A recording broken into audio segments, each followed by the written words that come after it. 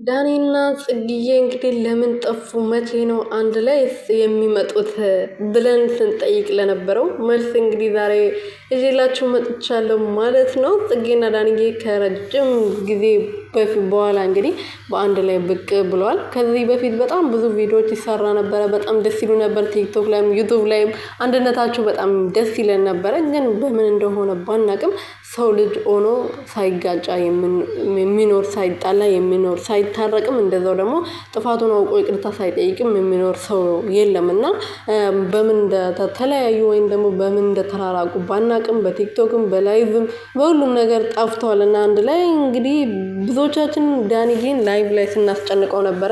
ጽጌዬን መቼ ነው ይዛት የምትመጣው? ምን ሆነክ ነው? ለምንድን ነው የተጣላችሁት? መቼ ነው የምትታረቁት? ብለን በተደጋጋሚ ስንጠይቃቸው እንግዲህ ዛሬ ደግሞ እንደዚህ በሚገርም ሁኔታ ብቅ ብሏል ማለት ነው። አዲስ ነገር ነው ብዬ አስባለሁ። ምክንያቱም እነሱ በጣም ቆይቷል ቪዲዮ አንድ ላይ ተሰሩ። አንድ ላይ ከመጡ ደግሞ የሚዲያ ድምቀት ናቸው ከሩትዬ ቀጥለው ማለት ነው። ሰላም ሰላም ቤተሰብ እንዴት ናችሁ? ደህና ናችሁ? እኔ ያለው እግዚአብሔር ይመስገን። በያላችሁበት ሰላማችሁ ብዝት ትረፍረፍ ይበልልኝ የኔ ውድና ወርቅ እንቁ የሆናችሁ ቤተሰቦቼ ማለት ነው። እንግዲህ ይሄ ጽጌና ዳንዬ አንድ ላይ ሲመጡ በጣም ደስ ይሉ ነበረ። ከዚህ በፊት ሰምታችሁ ከሆነ ማለት ነው አይታችሁም ከሆነ በጣም ደስ ይላሉ። አንድነታቸው ከልጅነታቸው ጀምሮ አብሮ ነው ያደጉት።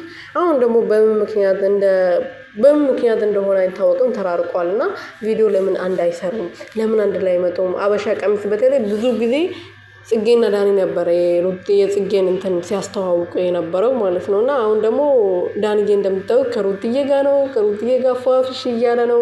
ትላንት ሄርሜላ የምትባለው ሴትዮ ማለት ነው ሄርሜላ የምትባለው ምን ልበላት እቺ ስድቡ ራሱ ጠፋብኝ የምር ማለት ነው። ምን አለች?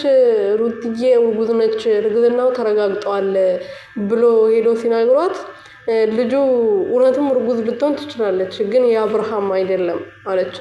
ሩትዬ እንደሷ ባለጌ መሰለቻት? እንደሷ ለክስክስ መሰለቻት? ይሄንን ሄዳ የምትጋደመው ከማንም ወንድ ጋር ሄዳ የምትለጣጠፈው መሰለቻት? እሷ የራሷን ነው። ሩትዬ ግን እንደዛ አይነት ሴት አይደለችም። እንደዚህ እኮ ቪዲዮ ራሱ ሰውን ፕራንክ ለማድረግ ራሱ ስታመጣ እኮ ፊቱን ከማቀፍ ውጭ አንድ ቀን እንኳን እንደ አብርሃም የሚያደርገው ነገር አድርጋ አታውቅም። አንድ ቀን ማለት ነው። ብዙ ይዛ መታለች። ይሳቅን ይዛው መታለች። አንዱም ልጅ ደግሞ ማን ነበረ የሆነ ጊዜ ወንድሜ ብላ ነው ይዛ የመጣችው። እንደውም እሱ ፍቅረኛዬ ነው ብላ አይደለም ይዛ የመጣችው ማለት ነው። እና እንደዚህ መለጣጠፍ ምናምን የለባትም ሩትዬ ማለት ነው። እሷ ግን እኮ ቄጧ ሳይቀር እኮ ነው እኔ እስማ መናገር የማልፈልገው ነገር እንድናገር እያስገደደችኝ። ትላንትና ንግግሯ በጣም ነበር የሚያናደው ማለት ነው።